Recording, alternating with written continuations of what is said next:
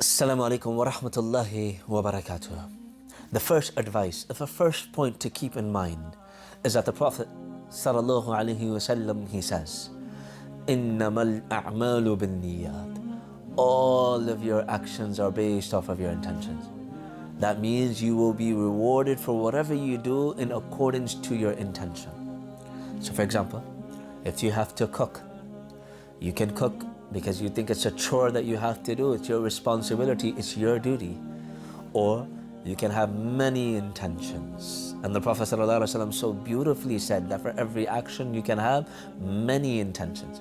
So you can have the intention to cook, to give energy to your children, to your family, so that they have the energy to do the ibadah of Allah subhanahu wa ta'ala. So you also have the energy when you eat the food to do the ibadah of Allah subhanahu wa ta'ala. You can have many intentions while you're cooking. You can have the intention that you want to make your children and your family happy with the delicious food that you make for them. So throughout, while you're cooking, have many intentions on why you're doing it. So while you're cooking, you will get reward for that too, inshallah, in the blessed month of Ramadan. Whether it's cleaning the house, whatever duties and chores that you normally do, all you have to do is change your intention on why you're doing it, and inshallah, for every action that you are doing, you will be rewarded for it.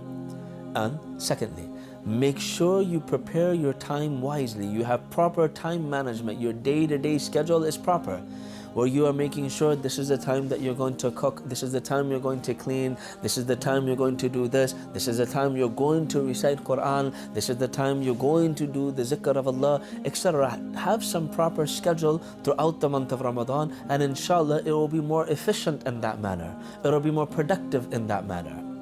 Lastly, don't consider any action to be insignificant. Allah subhanahu wa ta'ala says, "Anni la udi'u amala 'amilin minkum min dhakarin aw untha." No one out there, whether it's a male or female, Allah does not waste any of your actions. For every action you will be rewarded for.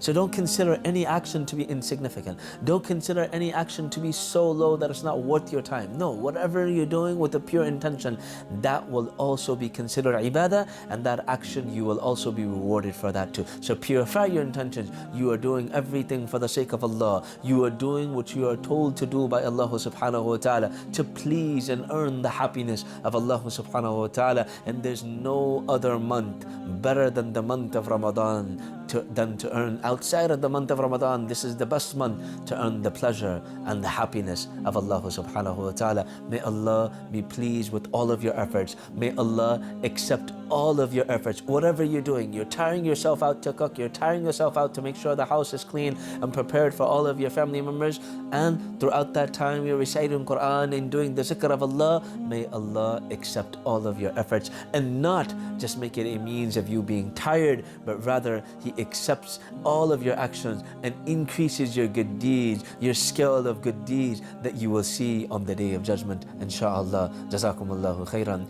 wa akhiru da'wana alhamdulillahi rabbil alameen. Wassalamu alaikum wa rahmatullahi wa barakatuh.